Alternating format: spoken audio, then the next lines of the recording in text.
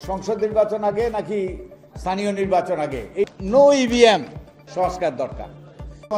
Consensus commission, ওনার নেতৃত্বে একটা consensus commission হবে। আমি সম্মানিত বোধ করছি উনি আমাকে ওটাতে ইনক্লুড করছেন।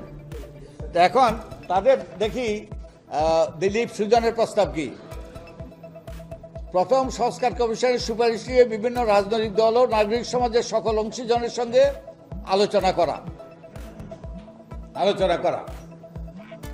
দ্বিতীয়ত, সকল কমিশনের গুরুত্বপূর্ণ প্রস্তাবগুলো সংস্কারের অগ্রাধিকার তথা খাতসমূহ চিহ্নিত করা। প্রথমে যে যারা যারা কয়েকশো পৃষ্ঠা হইতে পারে, কারোটা কিংবা ছোট হইতে পারে, এগুলো নিয়ে একটা অগ্রাধিকার চিহ্নিত করা। অগ্রাধিকার চিহ্নিত করে রাজনৈতিক দলের সাথে আলাপ আলোচনা করা। সংস্কারের যে সকল প্রস্তাবগুলো হবে এগুলো একত্রিত করে অগ্রাধিকার চিহ্নিত করে তারপরে এটা নিয়ে রাজনৈতিক দলের সাথে আলাপ আলোচনা করা। তবে একটা জিনিস বোধহয় বাদ গিয়েছে, যে আমার মনে হয় যে এই সংস্কারের দাবিটা, আচ্ছা কারা কারা সংস্কারের দাবি করেন, কারা কারা মনে করেন সংস্কার হওয়া দরকার, দেখি হাত তুলুন দেখি, কারা কারা মনে করেন সংস্কার হওয়া দরকার। ওকে। তৃতীয়ত হলো কোন সংস্কারগুলো অন্তর্বর্তীকালীন সরকার করবে, কোনটা নির্বাচিত সরকার করবে তা নির্ধারণ করা। ওকে। চতুর্থত, অন্তর্বর্তীকালীন সরকারের এখতিয়ারের ভিতরে সংস্কারগুলো সম্পন্ন করার মধ্য দিয়ে সুষ্ঠু নির্বাচনের পরিবেশ সৃষ্টি করা। পঞ্চমত, নির্বাচিত সরকার কর্তৃক যে সকল সংস্কার করা হবে সেই বিষয়ে রাজনৈতিক দলগুলোর মধ্যে একটি জাতীয় সনদ, আমরা সুজনের পক্ষ থেকে বহুদিন থেকে জাতীয় সনদের কথা বলে আসছি, বা সমঝোতা স্মারক স্বাক্ষর করা, যাতে যেসব দল সরকার গঠন করবে তারা যেন সংস্কারের উদ্যোগ গ্রহণ করতে এবং বিরোধী দলগুলো যেন তাতে সমর্থন দিতে বাধ্য হয়। আবার যেন স্বৈরাচার আবার ফিরে না আসে, নেভার এভার এগেইন। আর কোনোদিন নয় যে স্বৈরাচার যে এবং এই যে কর্তৃত্ববাদী প্রথা, কর্তৃত্ববাদী ব্যবস্থা, ফ্যাসিবাদ যেটাই বলতে চাই, আর যেন ফিরে না আসে। তো তার জন্যই কিন্তু কি দরকার, তার জন্যই সংস্কার দরকার। তো আমরা হয়তো কেউ কেউ ভুলে গিয়েছি এবং কেউ কেউ বলার চেষ্টা করছে যে সংস্কার হয়তো পরে হইলেও হবে, হ্যাঁ পরে কিছু কিছু সংস্কার করতে হবে। কিন্তু আমাদের ভুলে গেলে চলবে না, একটা অন্যতম দাবি ছিল যে উই ওয়ান্ট জাস্টিসে নয়, যে গভীর সংস্কার, যাতে যেই পুরনো কর্তৃত্ববাদী ফ্যাসিবাদী সরকারের আবার পুনরাবর্তন না ঘটে। তাই এই সংস্কারের পক্ষে ব্যাপক জনমত সৃষ্টি করতে হবে। সেটা হলো জনমত সৃষ্টি করা। ওকে। জনমত সৃষ্টি করার জন্য মানুষকে সচেতন করা, মানুষকে মুখে মুখে এই দাবি তোলা। কারণ আমরা ভুলে গিয়েছি, অনেকে আমরা ভুলে গিয়েছি কে জন্য এই আত্মত্যাগ। এই আত্মত্যাগের আমি যেটা দেখি, মোটা দাগে দুটো, এই এতগুলো প্রাণহানি এবং এতগুলো ব্যক্তি আহত হওয়া, তার পেছনে আমার দৃষ্টিতে দুটো কারণ ছিল।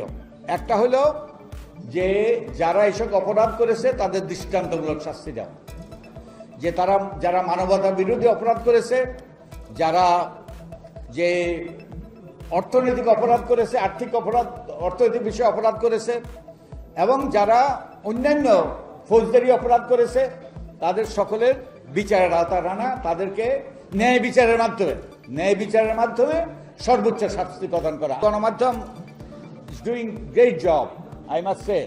আমাদের গণমাধ্যম একটু মাঝে মাঝে হেডলাইন হয়ে যায়, একটু বেসামাল হেডলাইন হয়ে যায়। ওকে, ওটা অনাকাঙ্ক্ষিত। এই যে গণমাধ্যমে জনসচেতনতা সৃষ্টি করছে, এবং আমরা সারা দেশে এই জনসচেতনতা সৃষ্টি করতে হবে।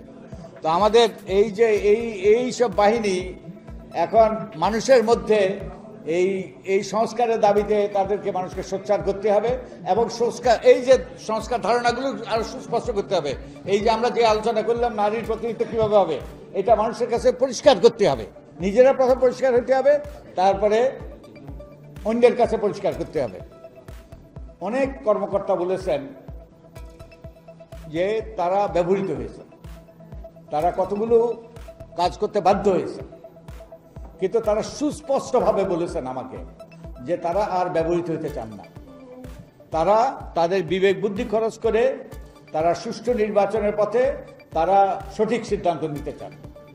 তো এই সরকারের এই সরকারি কর্মকর্তাদের কাছ থেকে, আইনশৃঙ্খলা রক্ষাকারী বাহিনীর কাছ থেকে সেই রকম আমি তাদের মতামত শুনেছি।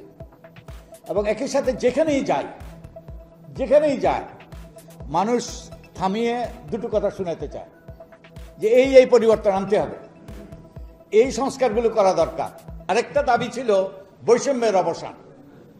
আমাদের বৈষম্য দিন দিন আকাশচুম্বী হচ্ছে, অর্থনৈতিক বৈষম্য তো বেসামাল পর্যায়ে পৌঁছেছে, এই বৈষম্যের অবসান। তো আমাদের যেই কথাটা আমি আবারও স্মরণ করিয়ে দিতে চাই, আমাদের বিচার হইতে হবে, ন্যায় বিচার হইতে হবে, এবং যত দ্রুত করা সম্ভব এটা করা দরকার, এবং একই সাথে সংস্কারগুলো করতে হবে, পাশাপাশি বৈষম্যের অবসান ঘটাতে হবে। একটা রাষ্ট্রের নাগরিকের চেয়ে গুরুত্বপূর্ণ পদ নেই।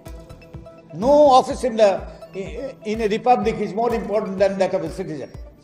নাগরিকের চেয়ে কোনো গুরুত্বপূর্ণ পদ নাই।